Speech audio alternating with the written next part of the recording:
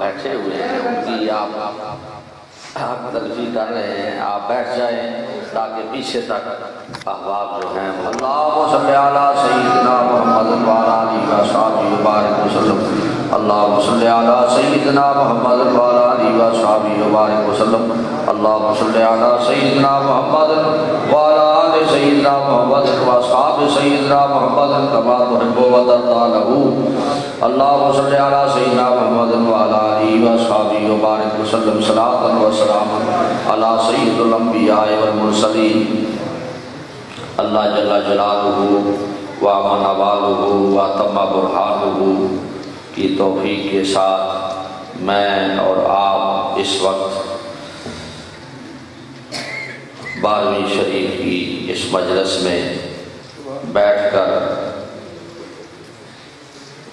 اللہ کے حبیب کی بارگاہ میں حاضر ہیں، اس واسطے کہ یہ مجلس، یہ محفل، یہ میلاد شریف، اس میں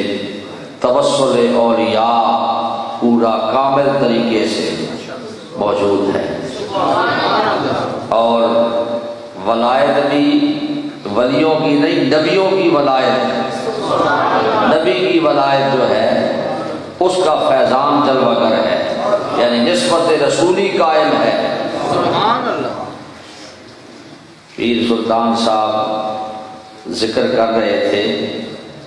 حضرت امام ربانی مجدد الفسانی خواجہ خواجگان خواجہ شیخ احمد سرہندی فاروقی رحمۃ اللہ علیہ کا، اور بندہ فقیر اس وقت حضور اعلیٰ و بالا سرکار باغدرہ شریف رحمۃ اللہ تعالیٰ علیہ کہ اس خادم کی وہ باتیں جو آپ کے بارے میں تھی اور حضرت مجدد صاحب کی بارگاہ میں حاضری کا جو شرف تھا وہ سامنے آ رہی تھی، اور وہ ایسے سامنے نہیں ہے جس طرح کہ بالکل، یعنی وہ تعلق اب بھی قائم ہے، وہ نسبت اور ربط اب بھی قائم ہے۔ باڑہ کے ایک صاحبزادے تھے عبد المنان صاحب، وہ اپنی کلمی کتاب میں اس واقعے کو لکھا ہے،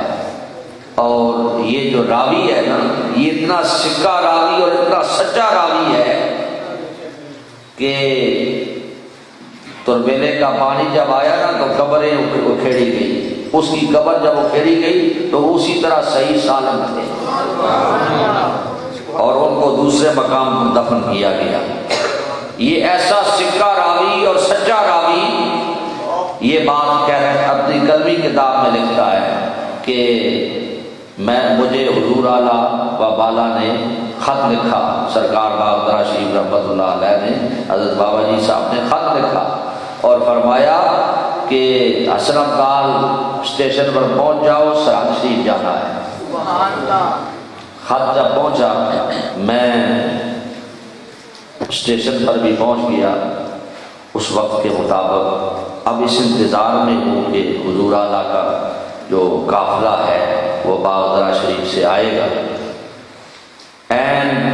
وہ وقت بھی ہو گیا کہ گاڑی آ گئی، اسٹیشن پر کھڑی ہو گئی، میں بےتابی کے عالم میں کہ حضور نے فرمایا تھا کہ اسی گاڑی میں جانا ہے،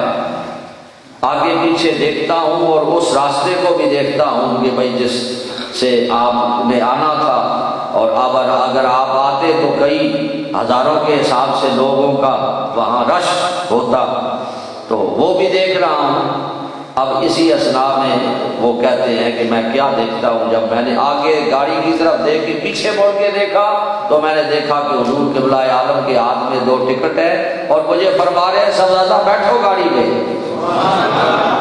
گاڑی پہ بیٹھ گئے، گاڑی پہ بیٹھ گئے، اور پھر وہ سفر ہوا، اور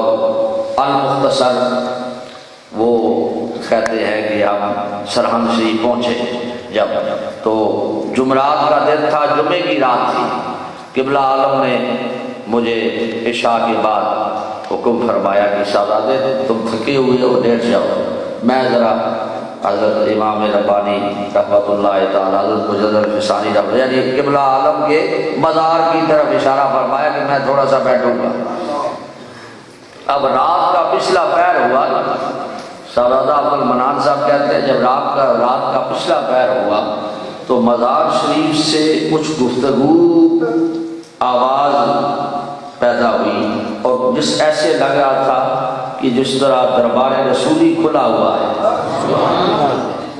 مجھ سے بس وہ نیند اڑ گئی اور میں نے تازہ وضو کیا اور میں بھی دربار کی طرف متوجہ ہوا۔ جب مزار